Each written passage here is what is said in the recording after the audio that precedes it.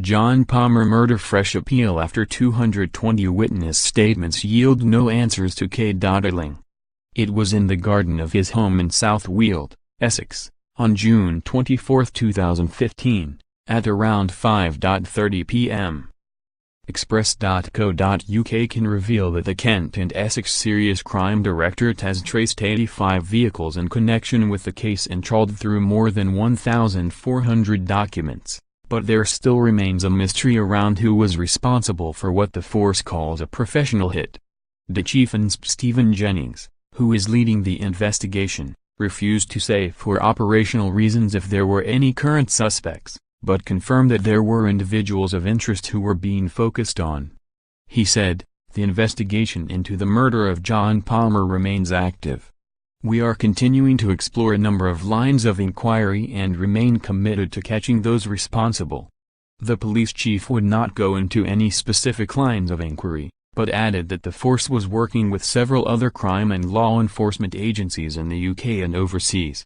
The timing of the execution, just weeks after the Hatton Garden raid over the Easter weekend 2015, coupled with Palmer's links to some of the crooks, led to speculation the two must be connected. The first Hatton Garden heist arrests began from May 19, 2015, just over a month before Palmer was gunned down. Last May, crime writer Wesley Clarkson published the book Killing Goldfinger: The Secret, Bullet-Riddled Life and Death of Britain's Gangster No. 1, which looked at Palmer's connections to the Hatton Garden gang. Writing in the Daily Mail, Mr. Clarkson said, "I can now reveal that it was the Hatton Garden job, and the role played by the mysterious Basil, the only member of the gang never to be caught, that cleared Palmer's arch-enemies, the London crime family, from any involvement in his death." One of Palmer's associates said, John had tape recordings of the family talking about 2 murders they'd committed and had used them to keep them off his back. They were kept in a security box at the Hatton Garden deposit. Safecracker Basil was a late addition to the Hatton Garden gang. He had one task: to recover Palmer's incriminating tapes. In the days after the raid, Goldfinger was summoned to a meeting, where the family told him they now had the tapes, and demanded he pay them £1 million in cash every month to guarantee his safety. He had no choice but to agree. The associate added, "Despite the rumors, the family are probably the least likely to have killed him. His death cost them millions." DCI Jennings said of the allegations, "The team are aware of claims made in Mr. Clarkson's book and have explored them." Asked if his team had worked with officers from the Met Police who investigated the Hatton Garden job, he said, "Mr. Palmer had a long criminal history and had made numerous associations over the time. We believe his murder was a professional hit and, as a result, we have looked closely at many of his previous associates and his links to serious organized crime. As part of our investigation we have liaised with a wide range of law enforcement agencies which could have information that would assist us." Asked directly if he knew who was responsible for the killing, he said, "During the investigation into the murder of John Palmer we have explored a number of hypotheses, closely examined Mr. Palmer's criminal history and associations, gathered evidence and intelligence and taken hundreds of witness statements. This has enabled us to focus the direction of the investigation and direct our attention to those individuals of most interest to us." DCI Jennings would not say if the inquiry had been scaled back since it started more than 2.5 years ago. He said, "The investigation of serious offenses, such as a murder, is a priority for Essex Police and they are resourced accordingly. However, the resourcing of an investigation remains fluid to support demand as appropriate." More than 2 years on, the murder of John Palmer remains an active investigation. No unsolved case is ever closed and we remain committed to catching those responsible for Mr. Palmer's death to find answers for his devastated family. Since the inquiry began we have taken more than 220 statements from witnesses, traced 85 vehicles and looked at in excess of 1,400 documents.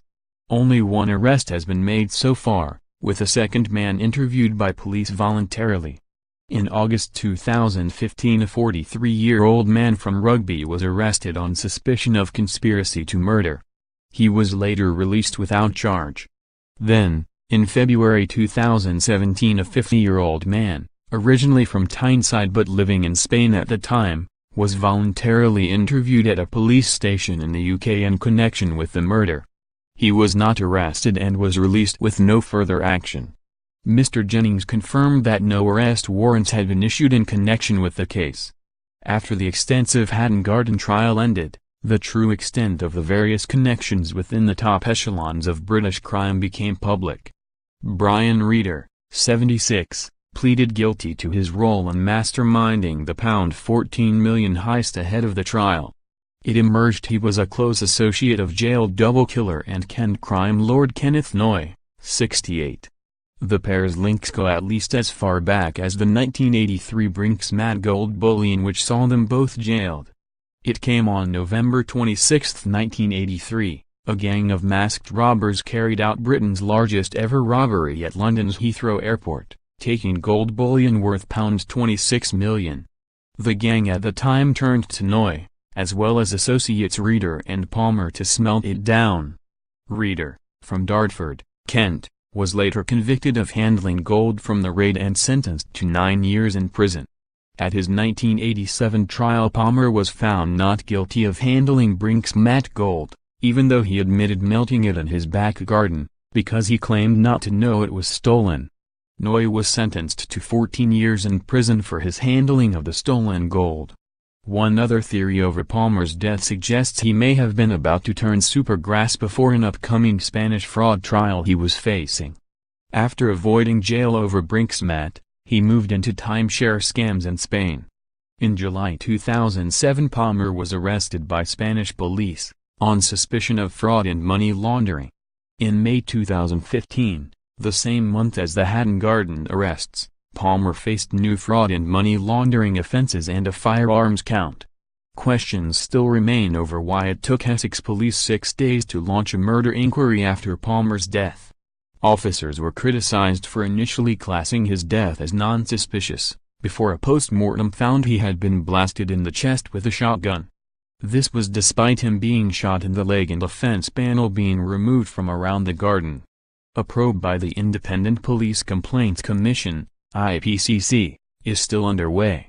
Mr. Jennings is hoping someone out there could hold the key to who the killer is. He said, "If anyone has any information, we would be very keen to speak to them and would urge them to get in touch. Anybody who can help the inquiry is asked to contact the South Major Investigation Team at Essex Police on 101 or Crime Stoppers anonymously on 0800 555 111.